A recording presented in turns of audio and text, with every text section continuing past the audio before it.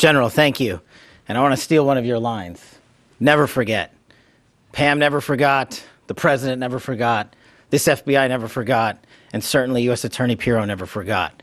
When an act of terrorism of this magnitude strikes at the heart of our nation, we go to work. President Trump has given us the full resources at the FBI and across the interagency to make sure we deliver justice. And Pam, you're right.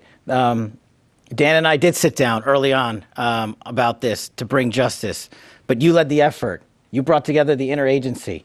You said we are going to get this done because no one agency alone can do it. So we are thankful to have an Attorney General at the Department of Justice who works together with every single cabinet secretary and enforce the law.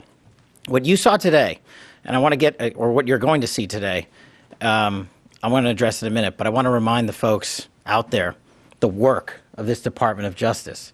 We were here just a few short months ago talking about how we were going to raise the RFJ for another violent offender on the run, Ryan Wedding. And what did we do under Attorney General's leadership? And what did we do when President Trump said, go get the worst of the worst? We captured him. We captured together, under President Trump's leadership, 6 of the FBI's most wanted fugitives in 1 calendar year. To put that in perspective, that is 2 more than the entirety of the prior administration. And you cannot do that alone at the FBI. You have to have an Attorney General and a Department of Justice willing to prosecute, willing to go to the 4 corners of the earth and make sure we deliver justice. And that's what we're doing here today. I was at the airfield with U.S. Attorney Pirro earlier this morning when we did the formal foreign transfer of custody of Bakoush into U.S. custody to face prosecution under her auspices and her office. And the Department of Justice are going to execute justice for the fallen. As a young prosecutor at CTS in the National Security Division, I worked on the Benghazi case. This was very near and dear and personal to me. We lost 4 brave Americans in Chris, Sean, Kyle, and Steve. And we can never, ever, ever forget them. Ever. And we will not. In order to put something like this together, it doesn't happen overnight. The FBI's hostage rescue team, the FBI's critical incident response group, our special flight operations unit, and countless others, along with the agents in the New York field office who never forgot Benghazi and never let the world forget it, endured over a decade to bring yet another terrorist who killed 4 Americans to justice. That is a relentless pursuit of mission that can only happen when you have an interagency who's willing to get after it. I'm extremely thankful to the CIA and Director Ratcliffe and our other law enforcement partners for making sure that the world knows that if you kill an American citizen in an act of terrorism, we will hunt you down.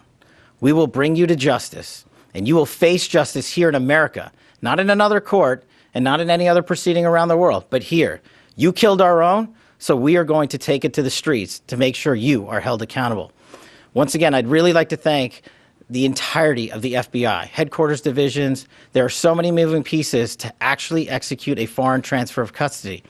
And now we're talking about the 7th, the 3rd in just a couple of weeks. And I don't know if that has ever happened before in U.S. history. It's happening because President Trump backs the blue. President Trump has given law enforcement the resources we need to take the fight across the world. And the Attorney General has been relentless in her mission to make sure that these victims are remembered and that we bring them some semblance of peace by bringing those who killed their loved ones to justice.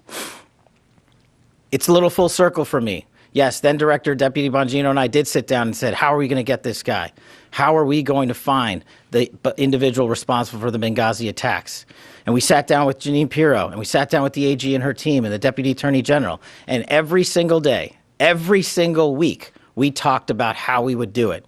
And we're here today because we have an interagency that is led by superior individuals who have one shared goal: protecting America and our lives and our future. And to any others out there who wish to do harm, especially commit acts of terrorism here and around the world, this is the feat you will meet.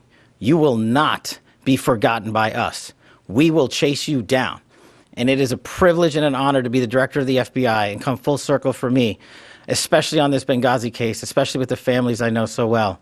And for me to you, the families, I just want to personally say, I continue to pray for you. I hope that we can give you a little bit of peace in the utmost difficult of times when you have lost loved ones. And I just want to thank President Trump for delivering that peace and that modicum of justice.